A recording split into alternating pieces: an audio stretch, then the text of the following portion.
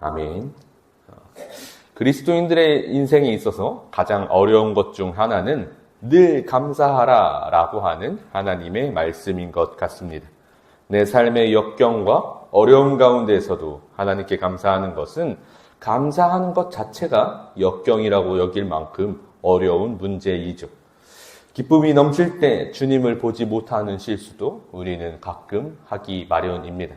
늘 주님의 은혜를 기억하고 감사하는 것은 연약한 사람의 몸으로서는 어찌 보면 불가능한 것처럼 느껴지는 것이 우리네의 인생이죠.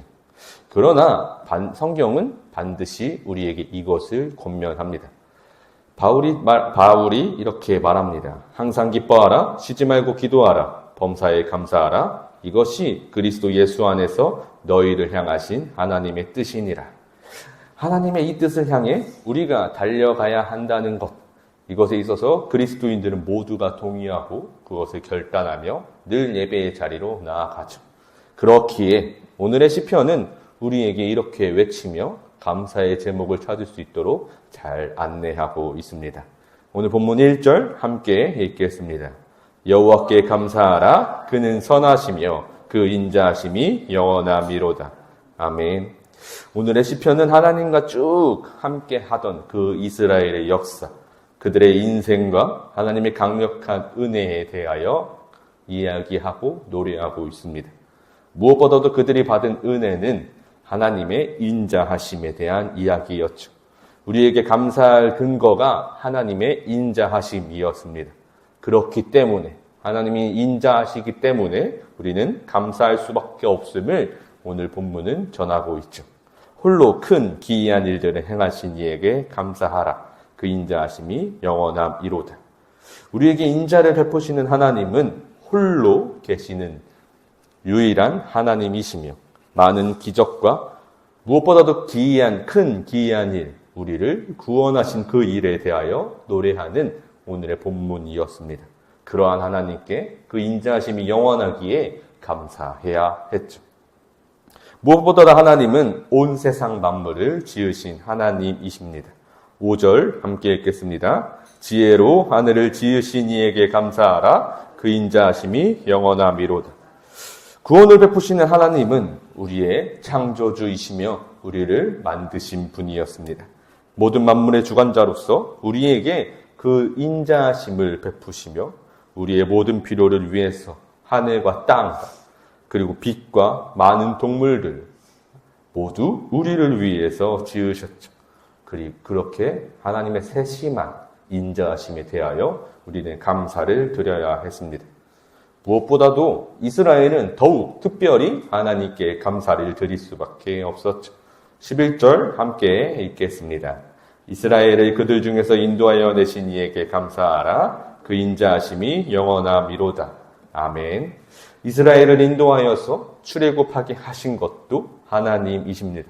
그 당시에 초강대국이던 애굽을 치셔서 무엇보다도 그 애굽의 장자들을 모두 치시어서 애굽의 모든 군대를 홍해에 수장시키시어서 하나님이 이스라엘을 구원해내신 것은 이스라엘에게 있어서 하나님의 인자하심을 그대로 경험한 일일 것입니다. 홍해를 가르신 이에게 감사하라. 그 인자하심이 영원함이로다. 홍해를 지나서 광야에 이르고 그 광야를 지나 가나안에 이르고 가나안의 그 모든 왕들을 치시고 그 영원한 땅을 기업으로 주신 하나님은 약속을 지키시는 신실하신 하나님을 보게 하였죠. 그들의 땅을 기업으로 주신 이에게 감사하라. 그 인자하심이 영원하미로다. 그렇게 이스라엘의 모든 인생은 하나님의 인자하심 덕이었죠. 그런데 오늘 본문에서 출애굽 당시 이스라엘의 부르짖음과 조금 다른 뉘앙스가 있었습니다. 오늘 본문 16절 함께 읽겠습니다. 그의 백성을 인도하여 광야를 통과하게 하신 이에게 감사하라. 그 인자하심이 영원하미로다. 저와 여러분도 잘 알다시피 이스라엘 백성들이 출애굽하면서 광야에서 하나님께 늘 감사하고 있었나요? 출애굽기 15장에서 백성들이 모세에게 이렇게 원망합니다. 백성이 모세에게 원망하여 이르되 우리가 무엇을 마실까 하며 목이 말라서 원망하고 있죠. 또 16장에서는 이렇게 원망합니다.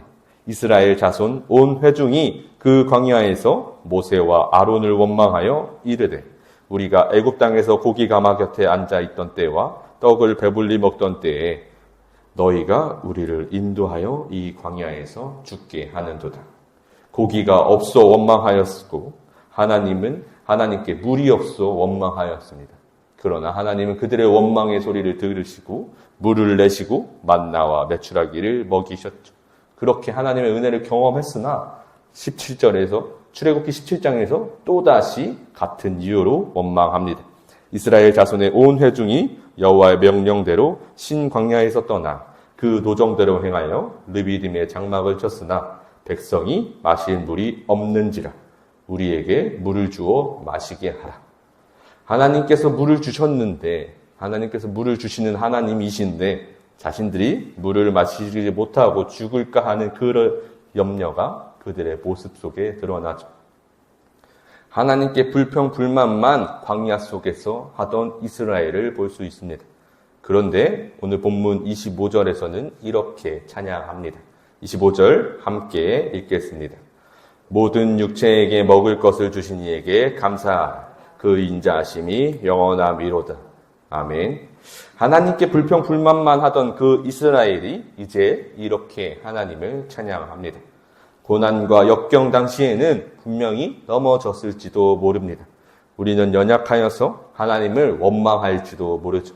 그러나 하나님은 신실하시고 사랑이 많으셔서 그 고난 중에 내버려 두지 않으시고 먹을 것, 영적으로 충만한 것뿐만이 아니라 우리의 육체에 먹을 것도 허락하시는 하나님이심을 우리가 반드시 볼 수 있어야 합니다. 그때 우리는 진정한 감사를 하나님께 드릴 수 있다는 것이죠. 고난을 이겨내고 나면 하나님이 고난 속에서 우리를 먹이셨다라는 이 사실, 이 은혜를 우리가 발견할 수 있습니다.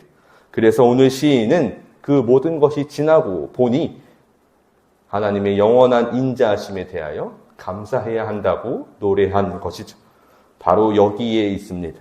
정말 모든 상황 속에서도 우리가 늘 하나님께 감사를 드리는 그 비결은 여기에 있는 것이죠.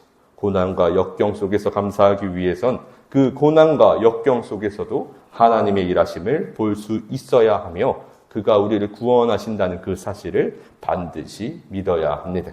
그렇기에 바울은 이렇게 권면한 것입니다. 항상 기뻐하라, 쉬지 말고 기도하라, 범사에 감사하라. 이것이 그리스도 예수 안에서 너희를 향하신 하나님의 뜻이니라. 아멘. 우리가 쉬지 말고 기도해야 하며 늘 기뻐할 그때에 하나님의 일하심을 경험할 것이라는 것이죠. 늘 기도하는 그리스도인은 항상 하나님과 함께하는 그 삶을 살아갑니다. 즉 그의 고난에서도 역경 속에서도 함께하고 계시는 하나님을 기도 중에 만나며 그것으로 하나님의 일하심을 경험할 것이죠. 그렇기 때문에 기뻐하고 그렇기 때문에 범사에 감사합니다. 그러니 우리는 늘 기도해야 할 것입니다. 그렇게 기도로 하나님과 함께할 그때에 우리는 이것을 전심으로 고백할 것입니다. 26절 함께 읽겠습니다. 하늘의 하나님께 감사하라. 그 인자하심이 영원하미로다. 아멘. 이 고백으로 늘 하나님께 영광을 돌리시는 저와 여러분이 되시기를 간절히 소망합니다.